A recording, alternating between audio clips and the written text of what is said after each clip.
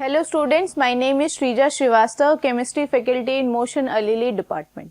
आज हम यहाँ पे इस वीडियो में डिस्कस करेंगे एनटीएससी स्टेज 2 का सबसे इम्पॉर्टेंट टॉपिक जो कि है मोल concept and quantum numbers. Last 2 videos में हमने 9th क्लास के जो atoms, molecule, structure of atom, matter chapter को डिस्कस कर रखा है। 9th क्लास का ये एक बहुत ही इम्पॉर्टेंट टॉपिक और जिसमें से मोस्टली जो न्यूमेरिकल पार्ट आता है वो आज हम डिस्कस करेंगे। तो प्लीज इस वीडियो को ध्यान से देखिएगा। इसके अंदर मोल कंसेप्ट के जो 2-3 कंसेप्ट हैं जैसे concentration of terms, limiting reagent, इन सब के बारे में डिस्कशन करेंगे। पूरी एनटीएससी स्टेज 2 में अगर जो न्यूमेरिकल पार्ट आता है मेन, वो इन्हीं 2 टॉपिक से आता है। तो इन टॉपिक्स को हमें बहुत अच्छे से प्रिपेयर करना है, ठीक है। तो स्टार्ट करते हैं हम लोग। सबसे पहले इंट्रोडक्शन पार्ट से स्टार्ट करेंगे। इंट्रोडक्शन में हम क्या पढ़ेंगे कि एक्चुअली मोल्स होते क्या हैं। बहुत सारे बच्चों को दिक्कत होती है, मोल इजीली समझ में नहीं आते हैं, ठीक है। तो मोल के अंदर बहुत ज्यादा कंफ्यूज नहीं होना। सबसे पहली चीज कि मोल्स किस लिए होते हैं, क्यों होते हैं। एटम्स, मॉलिक्यूल्स, आयंस बहुत छोटे छोटे पार्टिकल्स हैं, तो उनकी क्वांटिटी को कि कितने नंबर ऑफ एटम्स हैं, कितने नंबर ऑफ मॉलिक्यूल्स है, कितने नंबर ऑफ आयंस है, उसको मेजर करने के लिए जो टर्म यूज की जाती है दैट इज मोल्स, ठीक है। जैसे डजन क्या बताता है, 12 हमें बताता है कि एक डजन मतलब क्या है, 12। वैसे ही एक मोल मुझे क्या बताता है, अगर मैं बोलूंगी 1 मोल ऑफ एटम है मतलब 6.022 इंटू 10 की पावर 23 नंबर्स होंगे। 6.022 इंटू 10 की पावर 23 नंबर्स होते हैं किसमें, 1 मोल में। अब वो किसी के भी हो, एटम के हो, मॉलिक्यूल्स के हो या आयंस के हो, अगर वो चीज 1 मोल है तो उसके अंदर जो क्वांटिटी है वो फिक्स हो जाती है। इट इज 6.022 इंटू 10 की पावर 23, जिसको एवोगैड्रो नंबर्स भी बोला जाता है, ठीक है। तो एवोगैड्रो ने दिया था इसलिए इसको एवोगैड्रो कांस्टेंट बोला जाता है। तो बस इतना याद रखिएगा कि किसी चीज का 1 मोल मतलब एवोगैड्रो कांस्टेंट, ठीक है। अब मोल्स निकालने कैसे हैं, क्योंकि जरूरी नहीं है कि हर क्वेश्चन में आपको मोल ही दे रखा हो। कभी कभी कुछ चीजें किसमें दी जाती है, मास में भी दी जाती है, ठीक है।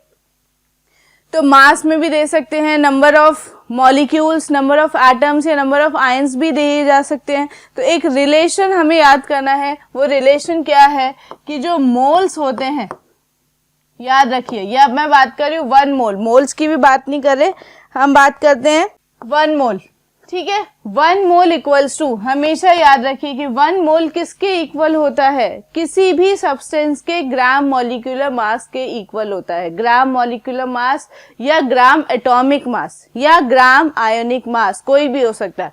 मैं यहाँ पे एक चीज लिख रही हूँ, अभी हम इस चीज को एक्सप्लेन करेंगे। GMM, GAM और GIM, ठीक है। क्या फुल फॉर्म है, मॉलिक्यूलर मास, एटॉमिक मास और आयनिक मास। फॉर एग्जाम्पल मेरे पास कार्बन है, तो कार्बन का जो मास होगा, कार्बन क्या है, एटम है, तो उसका जो मास होगा वो एटॉमिक मास होगा। ग्राम मतलब कि जब मैं उसके मास को किसके अंदर काउंट करूंगी, ग्राम के अंदर, तो मैंने बोला 12 ग्राम, ठीक है। मॉलिक्यूलर मास, मान लीजिए मेरे पास वाटर है, तो वाटर क्या है, एक मॉलिक्यूल है, एक कंपाउंड है H2O। तो इसका जब मास निकालेंगे तो मास निकालना तो हमें आता है कि ऑक्सीजन का मास और हाइड्रोजन का मास। ऑक्सीजन का मास इज 16, हाइड्रोजन का 1 इंटू 2 इज 18 ग्राम। तो मास हमने किस में निकाला, ग्राम में निकाला। आयनिक मास, मान लीजिए मेरे पास एल्यूमिनियम 3+ है, तो एल्यूमिनियम 3+ क्या है, एक कैटायन है, एक चार्ज पार्टिकल है। एनायन भी हो सकता है, कोई दिक्कत की बात नहीं है। तो इसका मास कितना होगा, क्या चार्ज से मास पे कोई फर्क पड़ता है, नहीं। मास कैसे निकाला जाता है, न्यूट्रॉन प्लस प्रोटॉन से, ठीक है। तो एल्यूमिनियम का मास कितना होगा, 27 ग्राम। बहुत कंफ्यूजन होता है कि अगर चार्ज है माइनस प्लस तो क्या होगा, बेटा मास पे उसका कोई असर नहीं पड़ता, क्योंकि मास निकालने के लिए हम क्या यूज करते हैं, न्यूट्रॉन एंड प्रोटॉन, ठीक है। तो इसका मास कितना हो गया, 27 ग्राम। अब ये क्या है, एटॉमिक मास, ये मॉलिक्यूलर मास और ये आयनिक मास, ठीक है। इन सब का जो मास है वो 1 मोल के इक्वल होगा। क्वेश्चन के अंदर जो गिवन मास होता है वो अलग चीज होती है, ये इनका ओरिजिनल जो मास है, जो हम पीरियोडिक टेबल में जो मास पढ़ते हैं वो है, ठीक है, तो इनका जो ग्राम एटॉमिक, ग्राम मॉलिक्यूलर, ग्राम आयनिक मास होगा वो हमेशा किसके इक्वल होगा? 1 मोल के इक्वल होगा। ठीक है, नेक्स्ट चीज, अब अगर मैं बोलूं कि 12 ग्राम है कार्बन, तो उसके अंदर कितने नंबर ऑफ मोल्स है? ये तो मुझे पता चल गया 1 मोल है, पर मोल आपको क्या बताते हैं? Number of atoms, number of molecules, number of ions. मुझे अब ये जानना है कि उसके अंदर, कंटेनर के अंदर कितने नंबर ऑफ एटम्स है। तो ये याद रखिएगा कि अगर 1 मोल है तो 1 मोल के अंदर नंबर ऑफ पार्टिकल्स कितने होते हैं? Na मैंने आपको बताया क्या होता है? 6.022 इंटू 10 की पावर 23। Na से भी उसको रिप्रेजेंट किया जाता है, जिसको हम एवोगैड्रो कांस्टेंट बोलते हैं। ठीक है, मतलब अगर 1 मोल होगा तो 1 मोल के अंदर नंबर ऑफ पार्टिकल्स इतने होंगे। पार्टिकल्स किस पे डिपेंड करेंगे कि आप कौन से टाइप के पार्टिकल्स ले रहे हो, एटम ले रहे हो, मॉलिक्यूल ले रहे हो या आयन ले रहे हो। ठीक है, तो ये 3 चीज आपको याद रखनी है कि कौन सी चीज किसके इक्वल होती है। लास्ट एक और कंसेप्ट होता है गैस का, कि मान लीजिए आपके पास अमोनिया है, अमोनिया इज NH3। अब NH3 क्या है? गैस है, तो गैस का तो मैं वॉल्यूम भी काउंट कर सकती हूँ, वॉल्यूम भी मैं मेजर कर सकती हूँ। नंबर ऑफ मोल्स तो निकाल ही लिए, नंबर ऑफ मॉलिक्यूल्स भी निकाल लिए, मुझे अभी जानना है कि उस गैस का क्या है? वॉल्यूम कितना है। तो वॉल्यूम कैसे निकालेंगे? अगर 1 मोल है, ठीक है, 1 मोल है और वो गैस, कंडीशन याद करिए, STP और NTP, अगर वो गैस स्टैंडर्ड टेम्परेचर प्रेशर या नॉर्मल टेम्परेचर प्रेशर पे है, तो उस गैस के 1 मोल का जो वॉल्यूम होगा वो कितना होगा? 22.4 लीटर। 22.4 लीटर उसका क्या होगा? वॉल्यूम होगा। ठीक है, ये रिलेशन याद कर लीजिए, आपके सारे जो क्वेश्चंस हैं वो अटेम्प्ट हो जाएंगे। ये 4 चीजें, कि 1 मोल ग्राम मॉलिक्यूलर मास के इक्वल होता है, ग्राम एटॉमिक मास, ग्राम आयनिक मास। 1 मोल के अंदर एनी नंबर ऑफ पार्टिकल्स होते हैं। 1 मोल का जो वॉल्यूम होता है वो 22.4 लीटर होता है। कंडीशन याद रखिए, STP और NTP पे। ठीक है, यहां से आपके मोल्स काउंट हो जाएंगे। मोल्स निकालने का फॉर्मूला, अगर क्वेश्चन के अंदर आप कंफ्यूज हो रहे हैं, कुछ डेटा दे रखा है, तो सबसे पहले आप उसके मोल्स निकाल लीजिए। मोल्स निकालने के 3 फॉर्मूले हम पढ़ते हैं।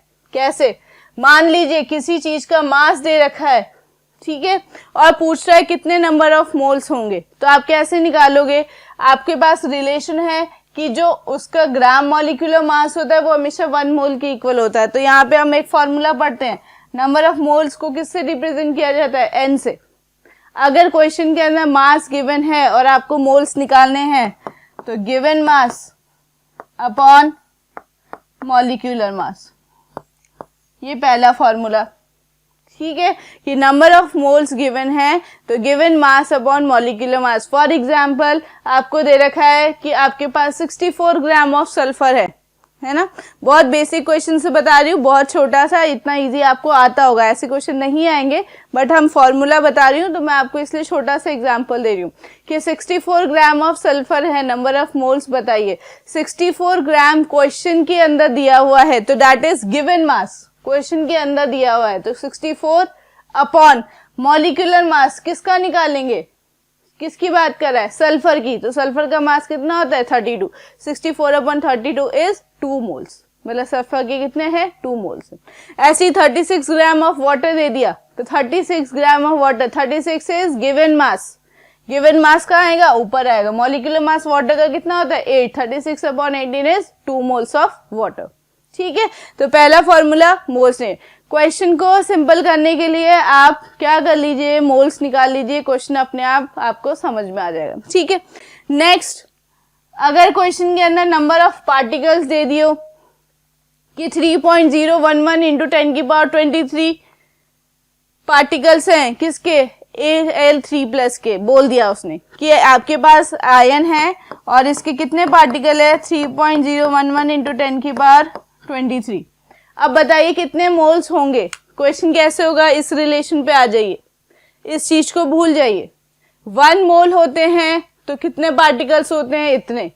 3.011 इंटू 10 की पावर 23 होंगे तो कितने होंगे? तो मोल्स निकालने का दूसरा formula, given number of particles upon Na से डिवाइड कर दीजिए, ठीक है। तो 3.011 इंटू 10 की पावर 23 अपॉन 6.022 इंटू 10 की पावर 23 इज 1/2, 0.5 मोल्स होंगे, ठीक है। तो ये मोल्स निकालने का सेकेंड फॉर्मूला, कब? जब आपको क्या दिए हो? Number of particles. मास दिया हो तो मॉलिक्यूलर मास से डिवाइड करें, नंबर ऑफ पार्टिकल्स दिया हो तो किससे डिवाइड करें? Na से डिवाइड करें। तीसरा क्वेश्चन, अमोनिया की बात करते हैं। मान लीजिए क्वेश्चन में दे रखा है 5.6 लीटर ऑफ अमोनिया की, क्वेश्चन में आपको दिया है 5.6 लीटर ऑफ अमोनिया गैस आपके पास प्रेजेंट है, बताइए मोल्स कितने होंगे? तो अब आपको रिलेशन किसके बीच में चाहिए? मोल्स और वॉल्यूम के बीच में। इन दोनों चीजों को भूल जाइए, ठीक है। मोल और वॉल्यूम, मुझे पता है कि 1 मोल अगर होगा तो 22.4 लीटर होगा। याद रखिएगा 5.6 लीटर के साथ कंडीशन दे रखी होगी एसटीपी या एनटीपी। अगर कंडीशन नहीं दे रखी तो ये कंसेप्ट नहीं लगेगा, ठीक है। तो आपको दे रखा है कि 5.6 litre at STP ammonia is present, calculate number of moles. तो मोल्स निकालने के लिए अब आपको रिलेशन चाहिए मोल और वॉल्यूम के बीच में। मुझे पता है कि 1 मोल के अंदर 22.4 लीटर होंगे। अब 5.6 लीटर है तो कितना हुआ? मोल निकालने का तीसरा फॉर्मूला, गिवन वॉल्यूम अपॉन 22.4, ठीक है। Given volume upon 22.4। अंडरस्टूड कि आपके पास कितना गिवन वॉल्यूम है? 5.6, 22.4 से डिवाइड कर दीजिए, आपके पास नंबर ऑफ क्या आ जाएंगे? मोल्स आ जाएंगे, ठीक है। तो सबसे पहले आप नंबर ऑफ मोल्स निकाल लीजिए, क्वेश्चन इजीली हो जाएगा। मोल्स निकालने के लिए 3 फॉर्मूले याद कर लीजिए। अगर ये रिलेशन आपको याद नहीं करना है तो ये 3 फॉर्मूले याद कर लीजिए, given mass upon molecular mass, number of particles upon Na, volume upon 22.4, ठीक है। अब मोल्स आ गए, मोल्स आपके क्वेश्चन में हो गया, ठीक है। तो मोल कंसेप्ट के अंदर आपका ये क्वेश्चन आते हैं। नेक्स्ट आता है लिमिटिंग रिएजेंट। लिमिटिंग रिएजेंट्स क्या होते हैं? मान लीजिए आपने कोई रिएक्शन लिखी, मैंने लिखा कि जो C+O2 होता है वो CO2 होता है, ठीक है। C+O2 इज CO2, ठीक है। अब CO2 हो रहा है तो आपके पास कार्बन और ऑक्सीजन है, तो कार्बन और ऑक्सीजन का कुछ ना कुछ जो मास होगा वो क्या कर रहा है? रिएक्ट कर रहा है। अकॉर्डिंग टू द रिएक्शन मैं क्या बोलूंगी कि जो कार्बन है और ऑक्सीजन है, कार्बन का मास इज 12 ग्राम, ठीक है। ऑक्सीजन का मास इज 32 ग्राम। क्या ये रिएक्शन बैलेंस है? हाँ बैलेंस है। और कार्बन डाइऑक्साइड का मास इज 44 ग्राम, ठीक है। तो 12 ग्राम, 32 ग्राम और 44 ग्राम, ये हमें पता चल गया। रिएक्शन के अंदर हमें ये बोलना है कि अगर 12 ग्राम ऑफ कार्बन है तो 32 ग्राम ऑफ ऑक्सीजन चाहिए होगा और उससे 44 ग्राम ऑफ क्या बनेगा? CO2 बनेगा, ठीक है। इस पे एक क्वेश्चन है, मैं क्वेश्चन से ही समझाती हूँ आपको। ये क्वेश्चन है, ठीक है, कार्बन और ऑक्सीजन का। ये यहाँ पे LR समझेंगे हम, लिमिटिंग रिएजेंट होता है। ये इंपॉर्टेंट टॉपिक है, इस पे क्वेश्चन आते हैं, है ना, लास्ट ईयर्स में भी आ चुके हैं, इसलिए इसको ध्यान से समझिएगा। सबसे पहले आपको क्वेश्चन करने का तरीका समझना होगा कि स्टेप वाइज चलेंगे। आप पहले क्वेश्चन देखिए कि क्या किसी चीज की रिएक्शन दे रखी है। हाँ, इसमें क्या पूछा है? कार्बन और ऑक्सीजन। तो मैं सबसे पहले रिएक्शन लिख लेती हूँ, C+O2 क्या बन गया? CO2। ये रिएक्शन है। दूसरा स्टेप, रिएक्शन बैलेंस होनी चाहिए। आप रिएक्शन लिखने के बाद चेक करोगे कि रिएक्शन बैलेंस है या नहीं है। तो ये रिएक्शन ऑलरेडी क्या है? बैलेंस है, ठीक है। अब आपसे पूछ रहा है कि what mass of CO2 will be formed when 6 gram of carbon is burnt in 32 gram of oxygen. तो यहाँ पे LR क्या है? LR क्या होता है? लिमिटिंग रिएजेंट होता क्या है? पहले मैं अकॉर्डिंग टू द रिएक्शन चलूंगी। अकॉर्डिंग टू द रिएक्शन का मतलब कि कार्बन का मास अगर मैं इस रिएक्शन में देखूं तो इट इज 12 ग्राम, 32 ग्राम और ये 44 ग्राम। मतलब 12 ग्राम reacts with 32 gram of oxygen and it will form 44 gram of CO2। ये मुझे पता है ना। मान लीजिए कि अगर आपके पास कार्बन जो है 12 ग्राम नहीं होके, क्वेश्चन में क्या दे रखा है 6 ग्राम ऑफ कार्बन, 6 ही ग्राम है तो 6 ग्राम होगा, ठीक है। तो 6 ग्राम ऑफ ऑक्सीजन आपके पास क्या है, प्रेजेंट है। उसने बोला ऑक्सीजन 32 ग्राम, ऑक्सीजन उतना ही है 32 ग्राम ही है, बट कार्बन कितना है 6 ग्राम है। अब ये देखिए कि 12 ग्राम के लिए तो 32 ग्राम चाहिए होता है, ठीक है। तो 6 ग्राम के लिए 32 ग्राम तो क्या है, ज्यादा है ना। अगर कार्बन का जो मास है वो हाफ किया है तो ऑक्सीजन के मास को भी हाफ कर देते हैं। यहाँ पे मुझे 16 ग्राम ऑफ ऑक्सीजन की ही तो जरूरत है, 32 ग्राम की जरूरत कहाँ है, कार्बन क्या हो जाएगा, खत्म हो जाएगा, ठीक है। जब रिएक्शन होगी तो रिएक्शन कंटिन्यू होते होते एक टाइम पे जब 16 ग्राम ऑफ ऑक्सीजन यूज हो जाएगा और 6 ग्राम ऑफ कार्बन खत्म यूज हो जाएगा तो कार्बन खत्म हो जाएगा और लेफ्ट आउट क्या रहेगा, ऑक्सीजन। तो लिमिटिंग रिएजेंट होता क्या है, limiting reagent is the substance which finish in the reaction first, जो पहले खत्म हो जाए। रिएक्शन कंटिन्यू होती रहती है, रिएक्शन के दौरान जो सब्सटेंस पहले खत्म हो जाता है उस सब्सटेंस को लिमिटिंग रिएजेंट बोलते हैं, ठीक है। और याद रखिएगा लिमिटिंग रिएजेंट के ऊपर ही आपका जो प्रोडक्ट है उसका मास डिपेंड करता है, क्योंकि अगर कोई चीज कोई रिएक्टेंट खत्म हो गया तो रिएक्शन वहां पे क्या हो जाएगी, स्टॉप हो जाएगी, ठीक है। तो सबसे पहले ऐसे क्वेश्चंस में आपको लॉजिक कब लगाना है, मुझे कैसे पता चलेगा कि लिमिटिंग रिएजेंट का कंसेप्ट लगा है, अगर रिएक्शन में दोनों जितने भी रिएक्टेंट्स हैं दोनों की क्वांटिटी या मास या जो भी कुछ दे रखा है तो आप सबसे पहले फाइंड आउट करिए कि कौन एलआर होगा। देखिए यहाँ पे कार्बन के भी मास दे रखा है, ऑक्सीजन का भी मास दे रखा है, ठीक है। तो यहाँ पे मुझे पहले क्या निकालना पड़ेगा, एलआर निकालना पड़ेगा। एलआर कौन है, कार्बन, क्योंकि कार्बन पहले खत्म हो जाएगा। तो कितना कार्बन डाइऑक्साइड बनेगा अब मुझे बताना है 12 ग्राम पे। अब ऑक्सीजन का कोई काम नहीं है, जो चीज एक्सेस में होती है उसका कोई काम नहीं है, ठीक है। जो एलआर है क्वेश्चन उसी से होता है, सीधे सीधे आप क्रॉस वाला मेथड लगाइए, स्टोइचियोमेट्री लगाइए कि 12 ग्राम अगर होता है तो 44 ग्राम बनता है, 12 ग्राम पे 44 ग्राम, तो 6 पे कितना बनेगा, 44 into 6 upon 12, 22 gram of CO2, मतलब 22 ग्राम ऑफ CO2 बनेगा, ठीक है। This concept is known as limiting reagent concept. याद रखिए क्वेश्चन मान लीजिए ऐसे दे दिया,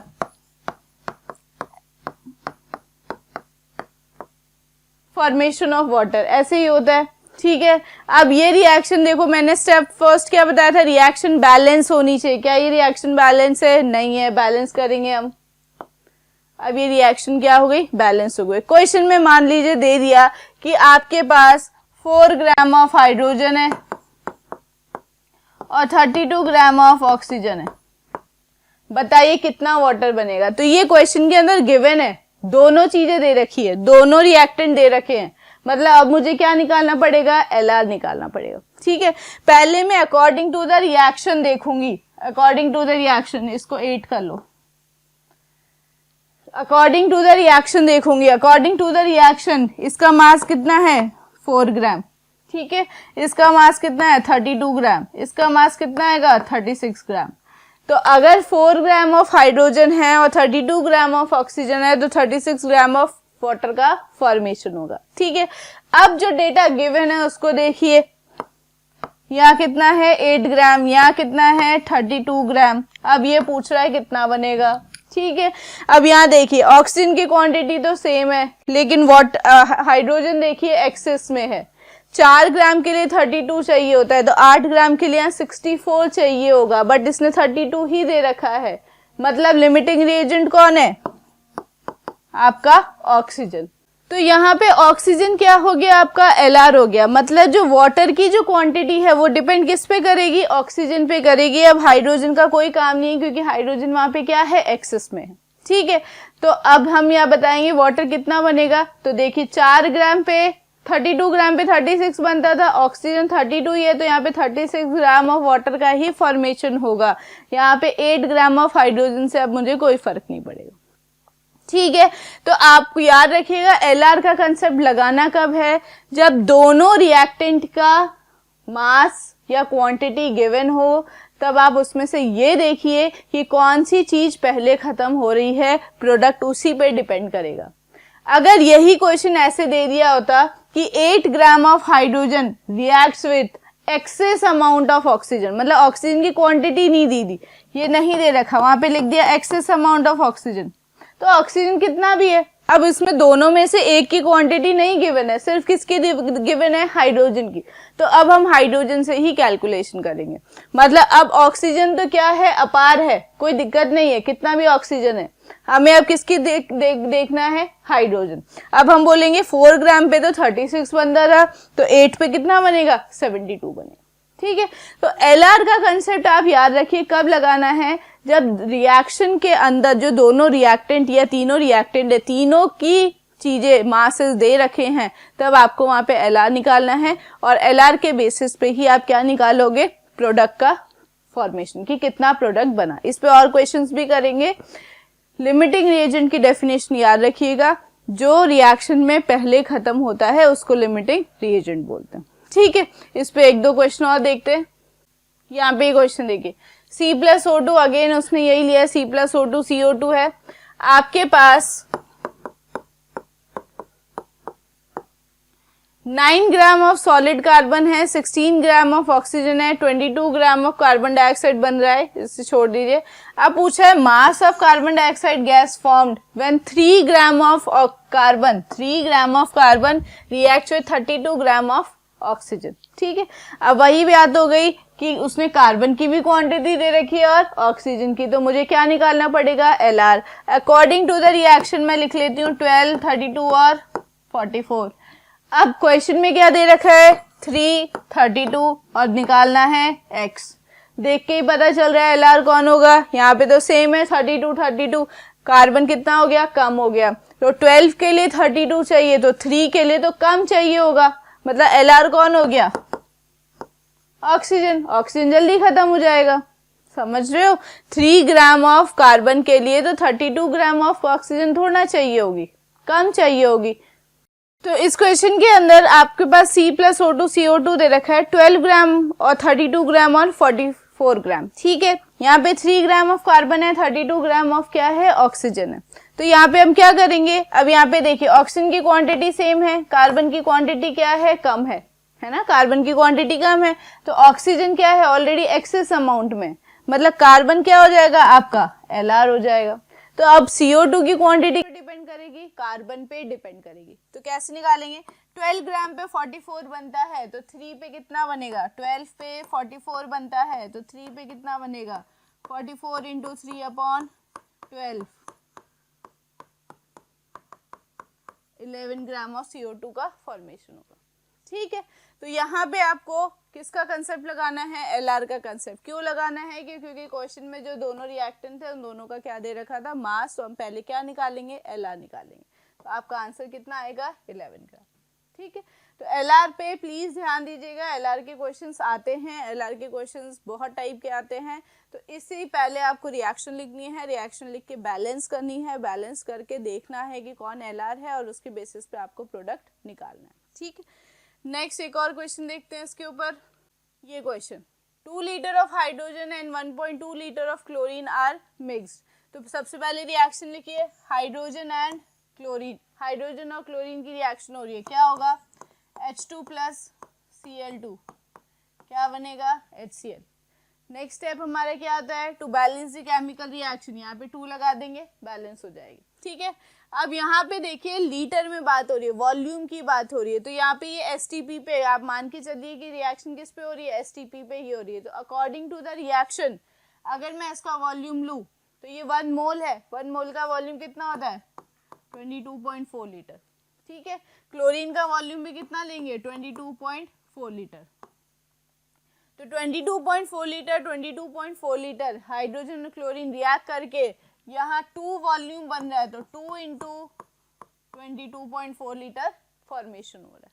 ये मेरा अकॉर्डिंग टू द रिएक्शन हो गया। अब डेटा जो यहाँ दे रखा है, हाइड्रोजन कितना लीटर दे रखा है, 2 लीटर, क्लोरीन कितना दे रखा है 1.2 लीटर। अब यहाँ पे देखिए अगर 22.4 है तो ये भी 22.4 है, अगर ये 2 है तो ये भी 2 होना चाहिए, लेकिन ये सिर्फ कितना दे रखा है 1.2, मतलब ये कम है, ये रिएक्शन के अंदर जल्दी खत्म हो जाएगा। तो मेरा एलआर कौन हो गया, क्लोरीन, है ना। 22.4 के लिए 22.4 ही तो चाहिए, तो 2 के लिए भी तो 2 चाहिए। अगर यहाँ 1.2 है तो यहाँ पे भी 1.2 ही यूज होगा, मतलब यहाँ पे 2 यूज नहीं होगा, 2 के अंदर से 1.2 H2 ही यूज किया जाएगा। बाकी 2 - 1.2 इज 0.8 लीटर जो आपका हाइड्रोजन है वो क्या हो जाएगा, बच जाएगा। ठीक है, अब वो पूछ रहा है the composition of volume of the resultant mixture. Resultant mixture पूछ रहा है कि रिएक्शन के अंदर जो कंटेनर, जिस कंटेनर में रिएक्शन हो रही है उस कंटेनर के अंदर जो भी रिएक्शन होने के बाद जो रिजल्टेंट मिक्सचर होगा उसका वॉल्यूम कितना होगा। तो यहाँ पे देखिए कि जो क्लोरीन है वो तो पूरी की पूरी किस में चेंज हो गई, HCl में चेंज हो गई। क्यों, क्योंकि वो क्या थी, Lr। हाइड्रोजन का 1.2 जो लीटर था वो किस में चेंज हो गया, HCl में, मतलब कितना बच गया, 0.8 लीटर हाइड्रोजन बच गई। ठीक है, और यहाँ पे कितना लीटर ऑफ HCl का फॉर्मेशन हुआ, ऑब्वियस सी बात है 22.4 पे 2 × 22.4 होती है, तो 1.2 पे कितना होगा, 1 × 1.2, 2 × 1.2 ही तो होगा ना, इसका डबल बन रहा है, तो 1.2 यूज करेंगे तो कितना होगा, 2 × 1.2 इट इज 2.4 लीटर। 2.4 लीटर किसका फॉर्मेशन हुआ, HCl का। ठीक है, तो जो कंटेनर है उसके अंदर क्या है, 2.4 लीटर ऑफ HCl प्रेजेंट है और 0.8 litre of H2 gas. H2 gas क्यों बची, क्योंकि क्लोरीन खत्म हो गया, तो बाकी की H2 गैस तो कंटेनर में ही रहेगी। तो यहाँ पे ऑप्शन देखिए 0.8 litre of hydrogen and 2.4 litre of chlorine, नहीं क्लोरीन तो Lr थी, खत्म हो गई। 0.8 litre of hydrogen, 2.4 litre of HCl, container के अंदर 0.8 litre of hydrogen and 2.4 litre of क्या बची है, हाइड्रोक्लोरिक एसिड। ठीक है, तो ये भी एक Lr का ही कंसेप्ट है। यहाँ पे मुझे HCl की जो वॉल्यूम है वो कैसे पता चली, क्योंकि मैंने पहले पता लगाया कि क्वेश्चन में Lr कौन है, Lr के बेसिस पे ही उसका वॉल्यूम निकलेगा। ठीक है, तो ये भी कंसेप्ट किसका है, Lr का। तो अब आपको 3 टाइप के क्वेश्चन मैंने करा दिए जो Lr पे आते हैं। रिएक्शन अच्छे से लिखेगा, आपको याद होनी चाहिए और प्लीज उसको बैलेंस करना मत भूलिएगा। ठीक है, नेक्स्ट टॉपिक पे आते हैं। अब लिमिटिंग रिएजेंट के बाद हमारा इसके अंदर कंसंट्रेशन टर्म्स आते हैं। कंसंट्रेशन टर्म्स आपने पढ़े होंगे, molarity, molality and mole fraction. Molarity, molality and mole fraction क्या होते हैं, molarity is number of moles in volume of the solution. याद रखिएगा, सॉल्यूशन का क्या निकाला जाता है, volume into 1000, number of moles upon volume. ठीक है, वॉल्यूम मतलब वॉल्यूम ऑफ द सॉल्यूशन। यहाँ पे कंडीशन याद रखनी है कि वॉल्यूम किसका निकालते हैं, सॉल्यूशन का इन लीटर्स।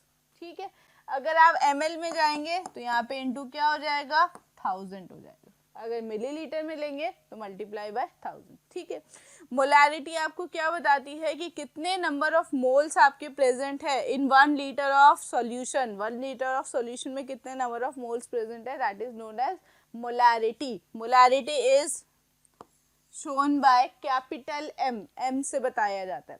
इसी के साथ एक और टर्म होता है मोलैलिटी, जो कि स्मॉल m से बताते हैं, स्मॉल m।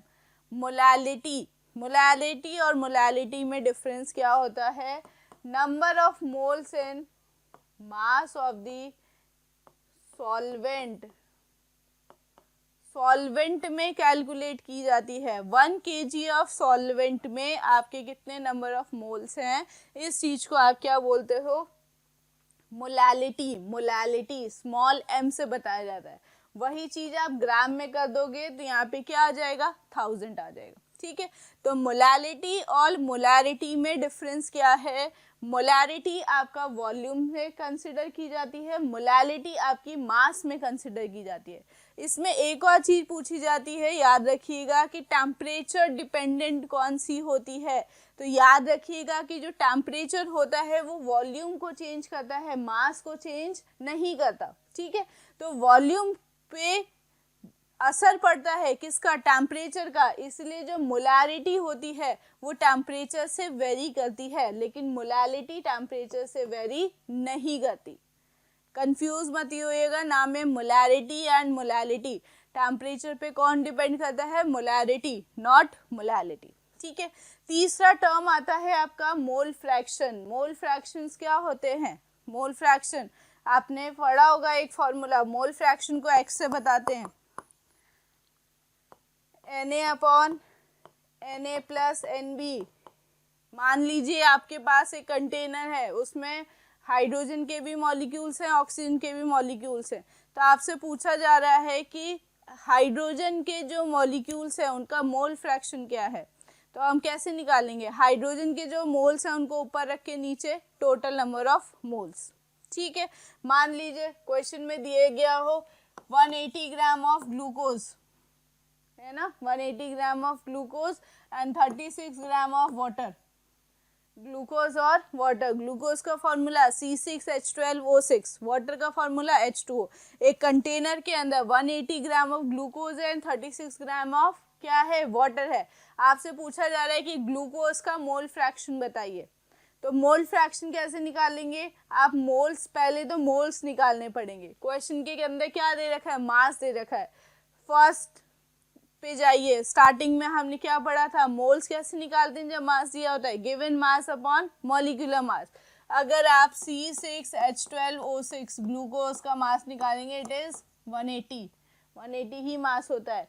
वाटर का मास इज 18, यहाँ पे 1 मोल, यहाँ पे 2 मोल। मतलब कंटेनर में 1 मोल ऑफ क्या है? ग्लूकोज, और 2 मोल ऑफ क्या है? वाटर है।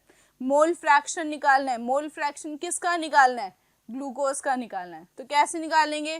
ग्लूकोज के मोल्स को ऊपर रखिए, 1 upon total moles. Total moles 1 + 2 is 3, 1/3। अगर पूछे कि वाटर का मोल फ्रैक्शन निकालिए, तो वाटर के मोल्स कितने हैं? 2, ठीक है। 2 upon total number of moles कितने हैं? 3, तो 2/3, 2/3 is mole fraction of water, ठीक है। तो ये 3 कंसंट्रेशन टर्म्स याद रखिए, molarity, molality and mole fraction. Mole fraction सबसे इजी है, याद रखिए टेम्परेचर पे डिपेंड सिर्फ मोलैरिटी करती है, मोलैलिटी और मोल फ्रैक्शन नहीं करते। इस पे डेफिनेशन पे भी क्वेश्चन आ सकता है, जरूरी नहीं है न्यूमेरिकल ही है। डेफिनेशन पे क्वेश्चन कैसे आता है? एक क्वेश्चन देखते हैं। ये question, molality, molality is number of molality, ठीक है। मोलैलिटी की डेफिनेशन पूछी है कि नंबर ऑफ क्या? Mass of solute in 1000 ml। नहीं, 1000 ml किसके अंदर लेते हैं हम? मोलैरिटी के अंदर। Mass of solute 1000 ml of solvent ना, लीटर की तो बात ही नहीं होती, वहां पे मास होता है। मोल्स ऑफ सॉल्यूट पर 1000 gram of solvent, 1000 gram of solvent मतलब 1 kg ऑफ सॉल्वेंट। यहाँ पे डिफरेंस होता है, सॉल्वेंट यूज करते हैं मोलैरिटी में और सॉल्यूशन यूज करते हैं मोलैरिटी में। ये डेफिनेशन मोलैरिटी की बनेगी। मोल्स ऑफ सॉल्यूट पर 1000 ml of solution is molarity. ये आपका बनेगा मोलैलिटी, ठीक है। तो डिफरेंस याद करिएगा, बहुत बहुत छोटी सी चीज है और आप इसमें नंबर गवा सकते हैं। तो बस डेफिनेशन, यहाँ पे सॉल्यूशन होता है, यहाँ सॉल्वेंट होता है, यहाँ मास होता है, यहाँ ml होता है, ठीक है। टेम्परेचर पे डिपेंड ये करती है, ये नहीं करती है, ठीक है। ये क्वेश्चन है। अब मोलैरिटी, मोलैलिटी के अंदर एक डाइल्यूशन का भी केस बनता है। डाइल्यूशन कैसे? मोलैरिटी को बताते हैं हम कैपिटल M से, ठीक है। डाइल्यूशन का मतलब क्या होता है कि मान लीजिए इस कंटेनर के अंदर आपने HCl डाला, ठीक है, और यहाँ पे वाटर है, वाटर के अंदर आप HCl को क्या कर रहे हो? ऐड कर रहे हो, ठीक है।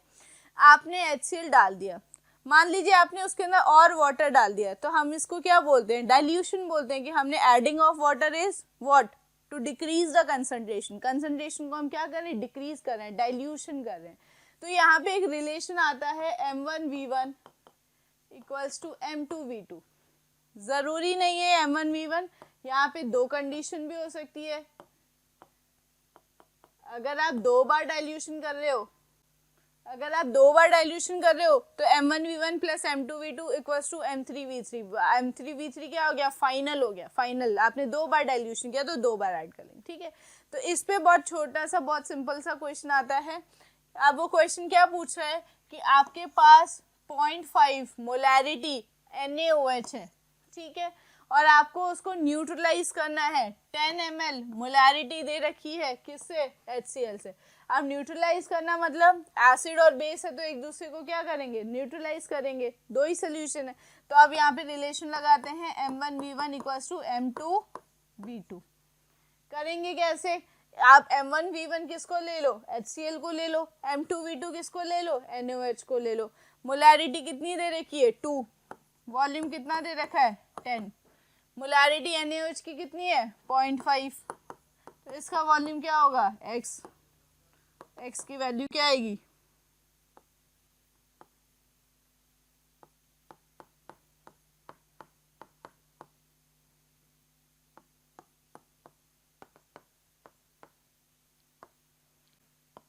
ml, ठीक है।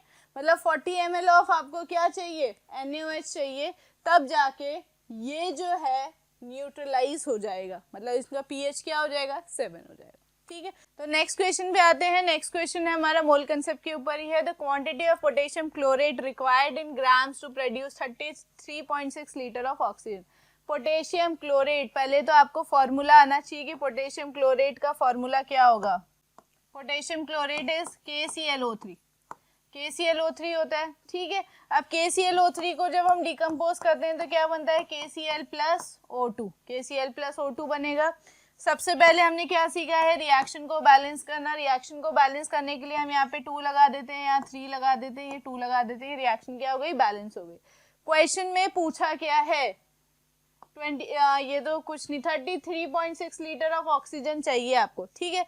तो सबसे पहले आप रिएक्शन के अकॉर्डिंग जाइए। इसका मास दे रखा है 122.5, क्वेश्चन के अंदर इसका मास दे रखा है, क्वेश्चन में इसका मास पूछा भी है, ठीक है। तो 122.5, अभी मैंने इसको नहीं लिया, मल्टीप्लाई बाय 2, इतने ग्राम जब होता है तो 3 इंटू 22.4 लीटर क्या रिलीज होती है, गैस रिलीज होती है, ठीक है। ये अकॉर्डिंग टू द रिएक्शन है कि इतना मास अगर KClO3 होगा तो 3 इंटू 22.4 लीटर आपकी क्या यूज निकलेगी, ऑक्सीजन। अब आपके पास आपको कितनी ऑक्सीजन निकालनी है, 33.6 लीटर, तो आपको 33.6 लीटर ऑक्सीजन चाहिए, तो इसका मास क्या होगा, x होगा। सिंपल क्रॉस मल्टीप्लाई करना है, 33.6 इंटू 2 इंटू 122.5 अपॉन 3 इंटू 22.4, ठीक है। क्वेश्चन सॉल्व हो जाएगा। पर आपको यहाँ पे क्या ध्यान रखना था, आपको रिएक्शन आनी चाहिए कि पोटेशियम क्लोरेट डिकम्पोज होके क्या बनाता है, इट इज पोटेशियम क्लोराइड और ऑक्सीजन गैस, ठीक है। तो यहाँ पे ये क्वेश्चन सॉल्व हो जाएगा आपसे इजीली। नेक्स्ट क्वेश्चन पे आते हैं। नेक्स्ट क्वेश्चन हमारा एम्पेरिकल फॉर्मूला के ऊपर है। एम्पेरिकल फॉर्मूला क्या होता है, it represents the simplest form, किसी फॉर्मूले का जो सिंपलेस्ट फॉर्म बताता है उसको हम क्या बोलते हैं, एम्पेरिकल फॉर्मूला। फॉर एग्जांपल आपके पास ग्लूकोज है, C6H12O6 ग्लूकोज है, ठीक है। अब इसके अंदर अगर आप देखोगे तो 6 कॉमन ले सकते हो, इसको ऐसे भी लिख सकते हैं CH2O। अगर मैं C कॉमन ले लूं तो इसको सिंपलेस्ट फॉर्म में ऐसे लिखा जा सकता है, ठीक है। अब क्यों, क्योंकि 6 से मल्टीप्लाई करेंगे तो वापस से यही बनेगा। तो एम्पेरिकल फॉर्मूला होता है क्या है, किसी भी फॉर्मूले को सिंपलेस्ट फॉर्म में शो करना। हर किसी पे अप्लाई मत करिएगा, जहां पे कोई कॉमन नंबर बाहर आए वहीं पे अप्लाई करते हैं। जैसे बेंजीन C6H6, तो मैं इसको CH लिख सकती हूँ, यहाँ पे 6 आ गया, 6 इंटू CH, ठीक है। तो यहाँ पे दो चीजें याद करिए, फॉर्मूला याद करिए, एक तो एम्पेरिकल फॉर्मूला और मॉलिक्यूलर फॉर्मूला के बीच में relation, molecular formula upon empirical formula, n क्या है? वो नंबर है जिससे मॉलिक्यूलर फॉर्मूला, एम्पिरिकल फॉर्मूला बनाया जा सकता है। जैसे अगर मैं बेंजीन की बात करूं तो मॉलिक्यूलर फॉर्मूला क्या है? C6H6। एम्पिरिकल फॉर्मूला क्या है? CH। वो नंबर क्या होगा? 6 से मल्टीप्लाई करूंगी तो मैं मॉलिक्यूलर फॉर्मूला में चली जाऊंगी। इस चीज को मास में भी कन्वर्ट कर लीजिए, मॉलिक्यूलर मास अपॉन एम्पिरिकल मास। ठीक है, मास निकाल लीजिए फॉर्मूले से। एक रिलेशन और यहाँ पे देखिए वेपर डेंसिटी दे रखा है। वेपर डेंसिटी क्या होती है? कहीं पे भी अगर वेपर डेंसिटी दे रखी हो तो vapour density multiply by 2 is molecular mass. ये रिलेशन याद करिए कि वेपर डेंसिटी से मॉलिक्यूलर मास में कैसे जाया जा सकता है? मल्टीप्लाई बाय 2 कर दीजिए। अब इस क्वेश्चन को सॉल्व कैसे करना है? Empirical formula of the compound, compound का एम्पिरिकल फॉर्मूला दे रखा है, फॉर्मूला दे रखा है। वेपर डेंसिटी दे रखी है 21। अब मैं वेपर डेंसिटी दे रखी है तो क्या मैं मॉलिक्यूलर मास निकाल सकती हूँ? निकाल सकती हूँ। 21 इंटू 2। एम्पिरिकल फॉर्मूले से क्या एम्पिरिकल मास निकल सकता है? यस, निकल सकता है। 12 + 2 इज 14। ठीक है, तो मॉलिक्यूलर फॉर्मूला, अब आपको क्या निकालना है? Molecular formula. तो यहाँ से मेरे पास n की वैल्यू आ जाएगी। कितनी आएगी? n की वैल्यू कितनी आ गई? 3। मतलब 3 वो नंबर है जिससे एम्पिरिकल फॉर्मूले को मल्टीप्लाई करूंगी तो मेरे पास क्या बन जाएगा? Molecular formula. एम्पिरिकल फॉर्मूला क्या है? CH2 multiply by 3 C3H6। मतलब वो एम्पिरिकल फॉर्मूला क्या है? CH2, जिससे मॉलिक्यूलर फॉर्मूला क्या बनेगा? C3H6। ठीक है, तो इस पे 2 चीजें याद करनी है। वेपर डेंसिटी दी हो तो आप मॉलिक्यूलर मास कैसे निकालोगे? 2 इंटू, ठीक है, और एक ये फॉर्मूला याद करना है आपको, molecular mass upon empirical mass equals to n। ठीक है, बहुत सिंपल क्वेश्चन आता है, इसके ऊपर बहुत कोई हार्ड क्वेश्चन नहीं आएगा, बहुत इजी सा कंसेप्ट है, यह ध्यान रखिएगा। नेक्स्ट क्वेश्चन पे आते हैं। Calculate the weight of calcium oxide by heating 200 kg of 95 pure% limestone. पहले तो लाइमस्टोन होता क्या है? It is CaCO3। डिकम्पोज करेंगे, क्या बनेगा? CaO plus CO2। ये तो आपकी रिएक्शन है। ठीक है, अब आपको क्या निकालना है? Weight of lime. Weight of lime is CaO। CaO का वेट निकालना है और आपको किसका वेट दे रखा है? 200 ग्राम क्या दे रखा है? लाइमस्टोन। तो पहले तो रिएक्शन को बैलेंस कीजिए, तो रिएक्शन ऑलरेडी क्या है? बैलेंस है। अब अकॉर्डिंग टू द रिएक्शन चलिए, इसका मास होता है 100 ग्राम, कैलकुलेट करेंगे तो 100 ग्राम मास आएगा। अगर ये 100 ग्राम होता है तो ये कितना मिलता है? 56 ग्राम। 40 + 16 इज 56 ग्राम। तो अगर ये 200 ग्राम है, वहां पे देखिए 200 ग्राम दे रखा है, 200 ग्राम क्या केजी दे रखा है, यूनिट से कोई फर्क नहीं पड़ता है, केजी लगा दीजिए। 200 केजी है तो ये डबल हो जाएगा, इट इज 102 ग्राम। बट अब उसने क्वेश्चन में कंडीशन लगा दी कि वो 95% ही प्योर है। 200 केजी पूरा का पूरा कन्वर्ट नहीं होगा, क्योंकि 200 केजी का सिर्फ 95% ही कैल्शियम कार्बोनेट है, बाकी 5% क्या है? इम्प्योरिटी है। अगर ये चीज नहीं गिवन होती तो आंसर क्या हो जाता? 102। अब आपको क्या करना पड़ेगा? आपको पहले निकालना पड़ेगा कि 200 ग्राम का 95% निकालना पड़ेगा। पहले आपके पास किसकी क्वांटिटी होनी चाहिए? CaCO3 की क्वांटिटी होनी चाहिए। तो 95% ऑफ 200 ग्राम, तो वही तो कन्वर्ट होगा, इम्प्योरिटी थोड़ी ना CaO प्लस CO2 बनाएगी। ठीक है, तो यहाँ पे कितना निकालेंगे? X निकालेंगे। कैसे निकालेंगे? कि 100 ग्राम पे तो 56 बनता है। ठीक है, तो 95 इंटू 200 पे कितना बनेगा? X बनेगा। क्रॉस मल्टीप्लाई करके आपका आंसर निकल जाएगा।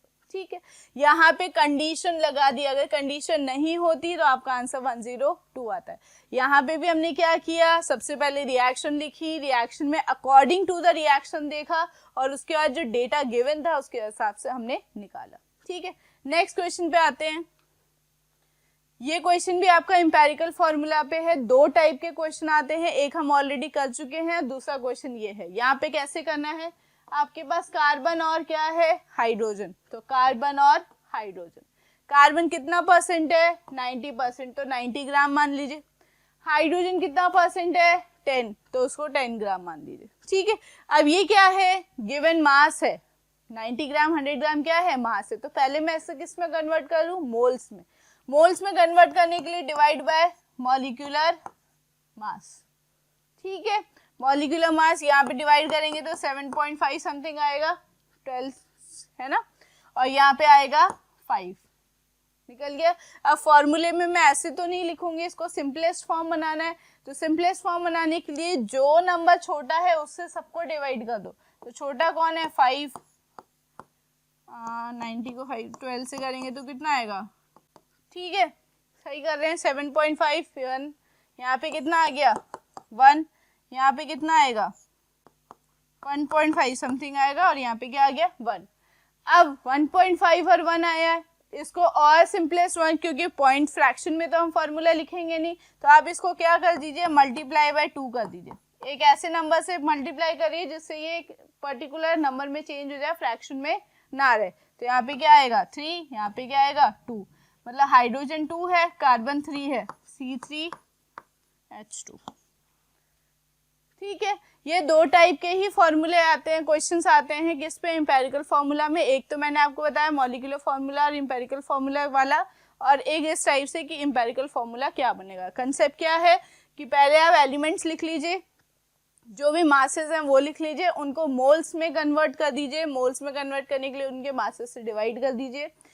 जो वैल्यू सबसे छोटी आती है उससे सबको डिवाइड कर दीजिए, ठीक है। सबको डिवाइड करने के बाद आपके पास आंसर आ जाएगा। अगर इस टाइप से कुछ पॉइंट में आता है तो आप एक ऐसे नंबर से सबको मल्टीप्लाई कर दो जिससे वो पॉइंट्स वाला चेंज होके एक होल नंबर में आ जाए, ठीक है। नेक्स्ट आते हैं, नेक्स्ट है number of neutron in 5 moles of water molecule. आपके पास 5 मोल्स ऑफ वाटर मॉलिक्यूल है, तो आपके उसको अंदर क्या बताने हैं, न्यूट्रॉन्स बताने हैं। न्यूट्रॉन, प्रोटॉन और इलेक्ट्रॉन पे सिंपल सा ऐसे ही क्वेश्चन आते हैं। सबसे पहले 5 मोल्स हैं, 5 मोल्स, ठीक है। तो पहले तो हम ये देख लेते हैं उसके अंदर नंबर ऑफ मॉलिक्यूल्स कितने हैं, ठीक है। तो मोल से मॉलिक्यूल्स में कैसे जाते हैं, मुझे पता है कि 1 मोल होता है तो कितने होते हैं Na मॉलिक्यूल्स।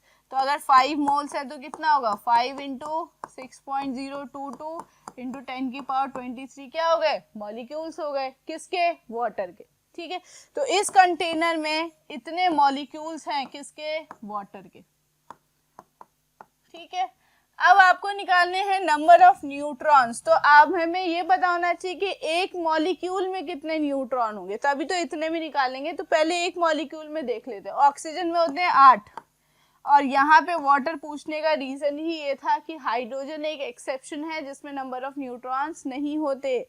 एक ही ऐसा पार्टिकल है जिसमें न्यूट्रॉन्स नहीं होते, दैट इज हाइड्रोजन। तो यहाँ पे ऑक्सीजन के अंदर तो कितने हैं, 8, हाइड्रोजन के अंदर नहीं है, मतलब एक वाटर मॉलिक्यूल के अंदर कितने हैं, 8 नंबर ऑफ न्यूट्रॉन्स, ठीक है। तो इतने मॉलिक्यूल्स में कितने होंगे, मल्टीप्लाई बाय 8। यही चीज अगर इलेक्ट्रॉन्स पूछता तो ऑक्सीजन में तो 8 और हाइड्रोजन में 2, मल्टीप्लाई बाय क्या कर देते, 10। और यही चीज प्रोटॉन पूछता तो भी हम क्या कर देते, 10, ठीक है। न्यूट्रॉन पूछने का रीजन ही ये था कि हाइड्रोजन के अंदर क्या नहीं होते, न्यूट्रॉन्स नहीं होते। तो ऐसे सिंपल क्वेश्चन भी आ सकते हैं, इनमें कोई बहुत ज्यादा हार्ड एंड फास्ट क्वेश्चन नहीं, बहुत इजी सा क्वेश्चन है। थोड़ा सा दिमाग लगाइएगा, थोड़ा सा एक्सेप्शंस पे ध्यान दीजिएगा कि वाटर ही क्यों लिया, क्योंकि वाटर एक ऐसा एक्सेप्शन है, हाइड्रोजन एक ऐसा एक्सेप्शन है जिसमें नंबर ऑफ न्यूट्रॉन्स नहीं होते, ठीक है। नेक्स्ट पे आते हैं, 1.80 gram of glucose is dissolve in 36 gram of water. The total number of oxygen atoms. अब ऑक्सीजन एटम्स पूछ रहा है, ग्लूकोज अभी हमने पढ़ा था C6H12O6 और वाटर इज H2। इसका मास दे रखा है 1.80, इसका दे रखा है 36। तो टोटल नंबर ऑफ एटम्स पूछ रहा है, तो पहले हम मोल्स और मॉलिक्यूल्स और एटम्स निकाल लें। पहले मोल्स निकालने पड़ेंगे।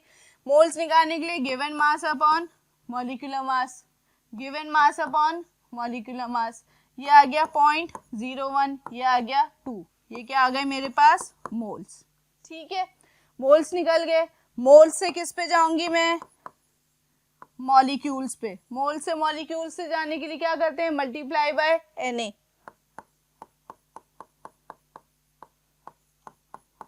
ठीक है, तो Na तो कॉमन हो जाएगा।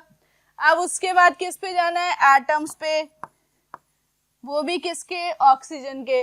तो पहले तो ग्लूकोज में कितने एटम है, 6, तो 0.01 into Na into 6 plus 2 into Na, water में कितने हैं, 1। ये total number of oxygen atoms हो गए। Na कॉमन ले लिया, क्या बना, 0.06 प्लस 2, 2.06 इंटू Na। ठीक है, तो क्वेश्चन में क्या पूछा था, ऑक्सीजन एटम्स, यही हाइड्रोजन पूछता तो यहाँ पे मल्टीप्लाई बाय मैं क्या करती, 12, यहाँ मल्टीप्लाई बाय 2। यही कार्बन पूछता तो मल्टीप्लाई बाय 6, वाटर के अंदर कार्बन प्रेजेंट नहीं है। तो पहले मैंने क्या निकाले, मोल्स, मोल्स से कहाँ गई, मॉलिक्यूल्स, मॉलिक्यूल से बाई गई नंबर ऑफ एटम्स। टोटल पूछता तो 6, 6, 12, 12 plus 12, 24, multiply by 24, 1 plus 2 multiply by 3। ठीक है, तो ये एक बहुत सिंपल सा क्वेश्चन था, बहुत ज्यादा कैलकुलेटिव नहीं है, इजी सा लॉजिक है, आराम से आप कर सकते हो। नेक्स्ट पे आते हैं, how many grams of oxygen will be needed for complete combustion of 2 moles of third member of alkyne series. ये आप कार्बन कंपाउंड्स में पढ़ेंगे। Third member of alkyne series is C3H4, general formula CnH2n-2। Third member जिसमें 3 carbon हो, 3 2 जा 6, 6 - 2 is 4। ठीक है, आप उसका क्या करा रहे हैं, कंप्लीट कंबशन। कंप्लीट कंबशन करने का मतलब in the presence of oxygen, C3H4 plus O2 क्या बनेगा, CO2 प्लस H2O। तो ये हमारी रिएक्शन हो गई, रिएक्शन आनी चाहिए। याद रखिएगा, हाइड्रोकार्बन जब भी ऑक्सीजन की प्रेजेंस में बर्न होता है CO2 प्लस H2 बताता है। आपको रिएक्शन बैलेंस करनी है, बैलेंस करने के लिए यहाँ पे लगाएंगे 3, यहाँ पे लगाएंगे 2, 3 2 जा 6 और 2 7 8, 3 2 जा 6 प्लस 2 इज 7 8, बैलेंस हो गई 3 2। ठीक है, बैलेंस हो गई। दूसरा स्टेप क्या था हमारा, बैलेंस करने का। अब क्वेश्चन में क्या पूछ रहा है, 2 मोल्स ऑफ थर्ड, मतलब इसके 2 मोल। अगर इसका 1 मोल है तो इसके 4 मोल है। ठीक है, अगर इसके 2 मोल है तो इसके कितने लगेंगे, 8 मोल लगेंगे। सिंपल सी बात है। अब वो पूछ रहा है ग्राम में, पूछ रहा है, मास की बात नहीं, मास में पूछ रहा है आंसर, मोल्स में नहीं पूछा। तो 8 मोल्स ऑफ क्या चाहिए, ऑक्सीजन। मास निकालने के लिए क्या करेंगे, 8 into 32, it is 250 gram of oxygen. ठीक है, तो यहाँ पे क्या था जरूरी, रिएक्शन आनी चाहिए, कि रिएक्शन आपको पता होनी चाहिए कि जब कंप्लीट कंबशन होता है तो CO2 प्लस क्या बनता है, H2O बनता है। ठीक है, तो हमने बोला कि 1 से तो 4 चाहिए, तो 2 के लिए 8 चाहिए, 8 मोल्स का मास हम निकाल लेंगे। ठीक है, नेक्स्ट। तो यहाँ पे हमने मोल कंसेप्ट में जितने भी क्वेश्चंस आते थे, जितने भी टाइप के क्वेश्चंस आते हैं वो मैंने आपको करा दिए। नेक्स्ट हमारा टॉपिक है क्वांटम नंबर्स। नेक्स्ट हमारा टॉपिक है quantum numbers. Quantum numbers topic के अंदर हमें क्या पढ़ना होता है कि जो फिलिंग ऑफ इलेक्ट्रॉन है वो कैसे होगी, इलेक्ट्रॉन्स को कैसे फिल किया जाता है शेल्स में। एक जो सिंपल सा हम कंसेप्ट पढ़ते हैं कि फर्स्ट शेल में 2 आएंगे, फिर 8 आएंगे, फिर 18 आएंगे। एक्चुअली इलेक्ट्रॉन्स की फिलिंग ऐसे नहीं होती। ठीक है, 2 8 तक तो सही है, बट इसके आगे आपको कंफ्यूजन होगा। तो हमने क्वांटम नंबर्स में आप एक सीरीज याद कीजिएगा, आपको SPDF वगैरह सब पता होंगे कि SPDF में इलेक्ट्रॉन कैसे भरते हैं। तो मैं डायरेक्टली आपको पूरी थ्योरी में नहीं जा रहे हैं, हम डायरेक्टली मैं आपको बता रही हूँ कि सबसे पहले 1s भरता है, फिर 2s भरता है, फिर 2p भरता है, फिर 3s, फिर 3p, फिर 4s और फिर 3d। आपको यहीं तक याद करना है, इसके आगे आपका नहीं आएगा। ठीक है, तो बस आप ये सीक्वेंस याद कर लीजिए कि 1s के बाद 2s, फिर 2p, 3s, 3p, 4s और 3d। कितने कितने इलेक्ट्रॉन्स आते हैं, s के अंदर 2 इलेक्ट्रॉन, p के अंदर 6, d के अंदर 10 और f के अंदर 14। ठीक है, तो इस ऐसे आपको इलेक्ट्रॉन्स की इसी सीक्वेंस में क्या करना है, इलेक्ट्रॉन्स को फिल करना है। फॉर एग्जांपल मुझे भरना है कैल्शियम, कैल्शियम का नंबर होता है 20।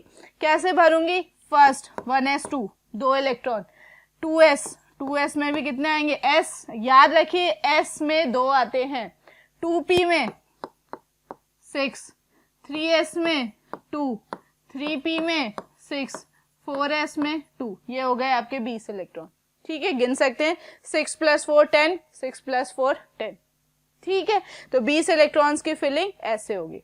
मान लीजिए मेरे पास आ गया आयरन, आयरन है मुझे, आयरन का नंबर होता है 26, तो यहाँ पे 20 तक तो सेम है। नेक्स्ट किस में जाएंगे, 3D में, तो 3D में कितने हो गए 6, ये सेम रहेगा 3D 6। ठीक है, तो क्वांटम नंबर्स की थ्योरी में मत जाइए, सिर्फ इतना याद करिए कि इलेक्ट्रॉन फिलिंग होती कैसे और इलेक्ट्रॉन ऐसे भरना है। ठीक है, 4 चीजें होती है N, L, M और S। फर्स्ट को बोलते हैं प्रिंसिपल क्वांटम नंबर, नाम याद कर लीजिए। L को बोलते हैं अवयव quantum number, sorry azimuthal quantum number, अवयव तो रूल होता है, sorry. N is principal quantum number, L is azimuthal quantum number, M is magnetic quantum number और S is spin quantum number. ठीक है, सबकी वैल्यू कैसे याद करनी है, N की जो वैल्यू होती है वो 1 से इंफिनिटी, याद रखिएगा, क्योंकि शेल को बताता है तो शेल 1 से ही स्टार्ट होती है, तो 1 से इनफाइनाइट हो सकती है, कितनी भी हो सकती है, 1 2 3 4 5 6 आगे कहीं तक। अभी तक जो हम पढ़ते हैं वो कहाँ तक पढ़ते हैं, 7 तक। ठीक है, L is azimuthal quantum number, azimuthal के आपको कुछ भी याद नहीं करना है, कि आपको बस उसकी वैल्यूज याद करनी है।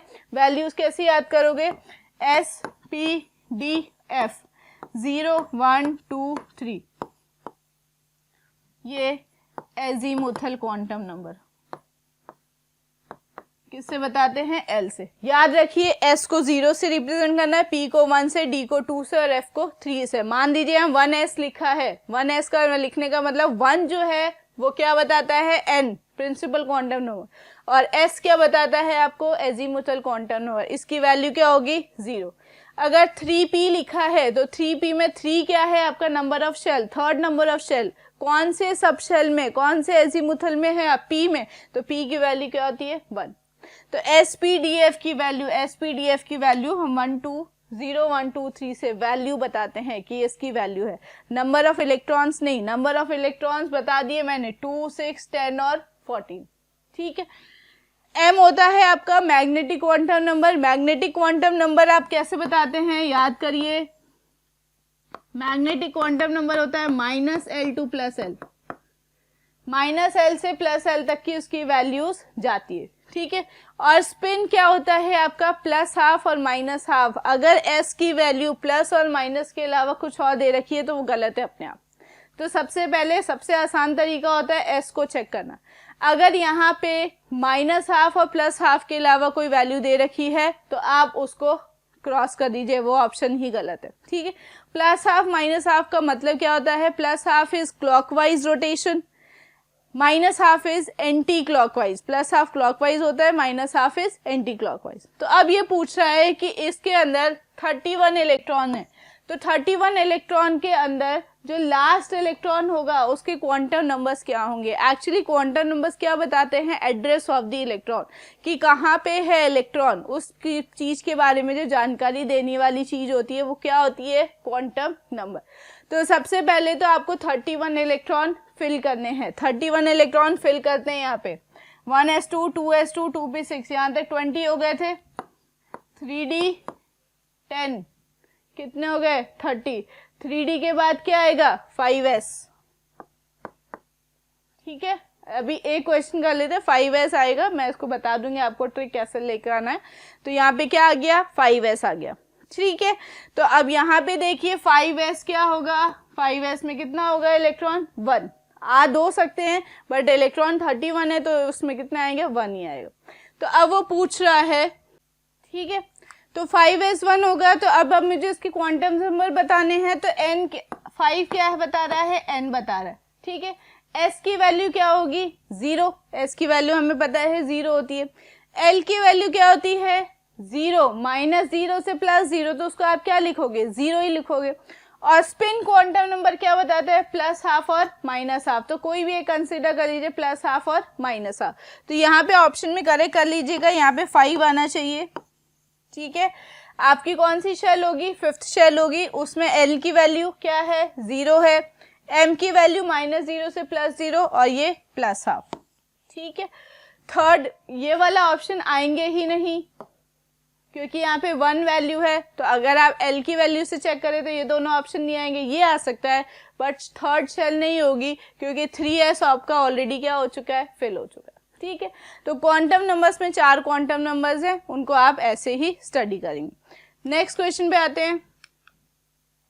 अब ये क्वेश्चन है आपका, इसके अंदर sp-df इलेक्ट्रॉन्स फिल करके बताएं। देखो s में मैंने बोला था 2 इलेक्ट्रॉन, p में कितने इलेक्ट्रॉन 6 और इसमें कितने होते हैं 10। ठीक है, अब इलेक्ट्रॉन फिलिंग कैसे होती है, s में तो 2 है तो आप ऐसे ही भरोगे, p में 3 6 भरे जाते हैं, तो दो तरीके हो सकते हैं भरने के।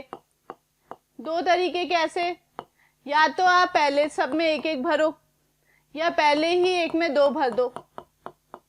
कौन सा तरीका सही है, पहला वाला तरीका सही है, that is known as Hund's rule. Hund's rule क्या बोलता है कि जब आपके पास शेल्स है, सब शेल्स हैं, तो उसमें पहले आप एक एक करके पहले हाफ फिल करोगे, उसके बाद उसको फुल फिल करोगे। ठीक है, जैसे डी है, डी में कितने होते हैं 5, तो 5 में कितने आते हैं 10 इलेक्ट्रॉन, तो कैसे भरेंगे, पहले सब में एक एक इलेक्ट्रॉन भरा जाएगा। ठीक है, सिंगल सिंगल इलेक्ट्रॉन्स आप फिल करोगे और उसके बाद आप उसको क्या करोगे, पेयर करोगे। ठीक है, this rule is known as Hund's rule. तो ये क्वेश्चन उन्हीं रूल्स के ऊपर है। 3 रूल्स पढ़ते हैं हम, ऑफ रूल, पॉली रूल और हुंड्स रूल। ठीक है, हुंड्स रूल ने यही बोला था कि जो भी इलेक्ट्रॉन्स फिल होते हैं पहले वो सिंगल रहेंगे और उसके बाद पेयर होंगे। ठीक है, तो यहाँ पे देखिए एस के अंदर जो है, अच्छा एक और चीज, इलेक्ट्रॉन्स जो फिल होंगे वो अपोजिट होंगे, क्योंकि एक की वैल्यू प्लस हाफ होती है और एक की वैल्यू माइनस हाफ होती है, तो कभी भी ऐसे इलेक्ट्रॉन फिल नहीं होंगे। दोनों एक ही जैसे स्पिन के इलेक्ट्रॉन एक में नहीं आ सकते, अपोजिट स्पिन के ही आने चाहिए। तो यहाँ पे ये इलेक्ट्रॉन ऐसे होगा, तो आप देखिए यहाँ पे एस के अंदर इसने ऐसे भर रखा है, ये चीज क्या है, गलत है। ठीक है, तो ये चीज गलत है। ये कौन सा रूल है, ये है पॉली रूल।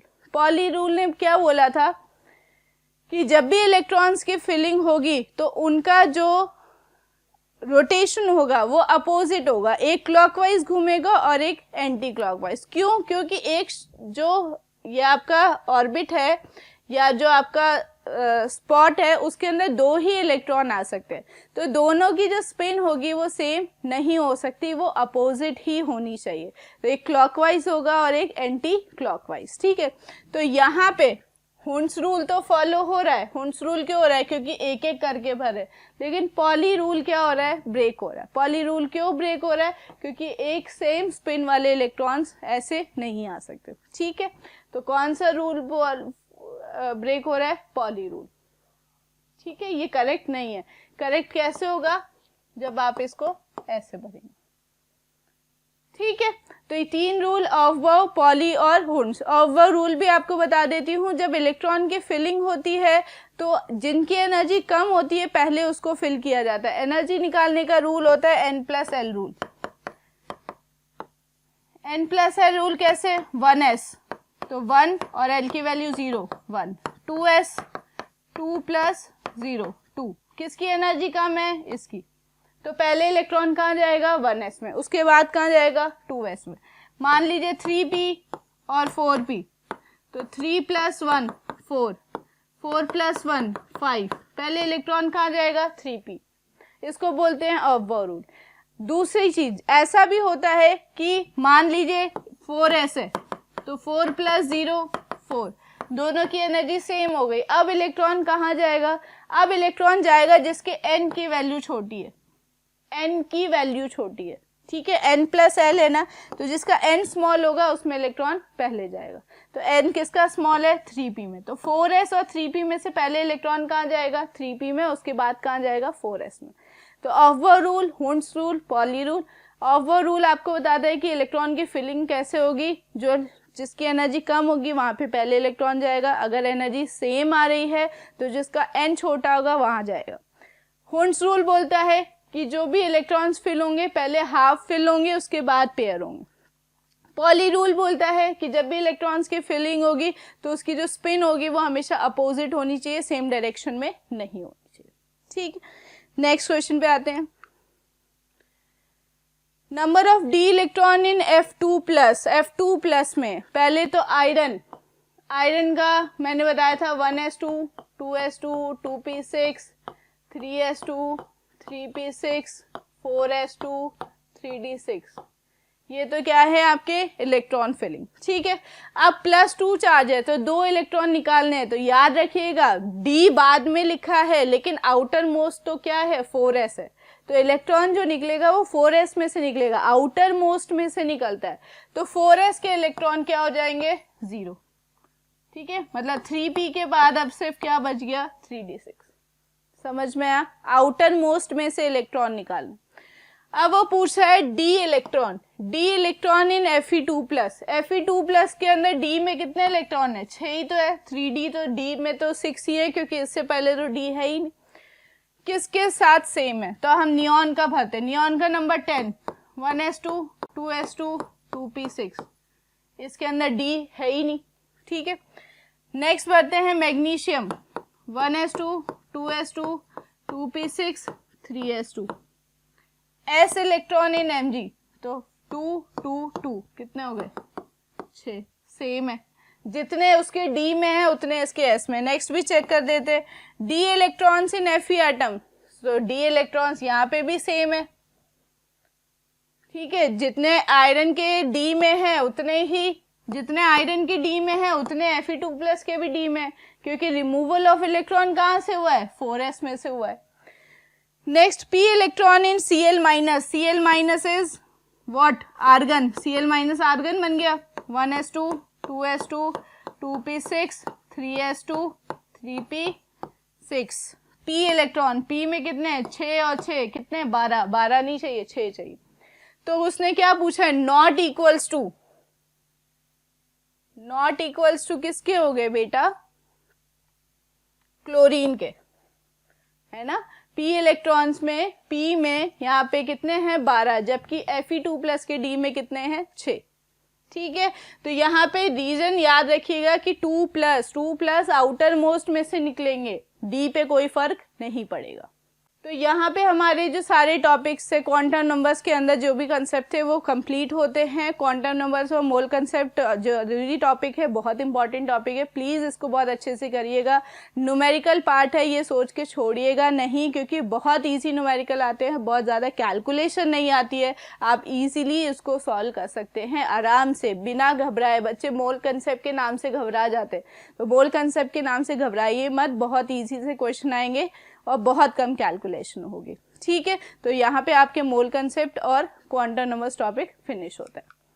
अगर ये वीडियो पसंद आया तो प्लीज़ इसको लाइक कीजिए, कमेंट कीजिए, शेयर कीजिए और आगे के वीडियोस के लिए हमारे यूट्यूब चैनल मोशन फाउंडेशन पे बने रहिए। Thank you.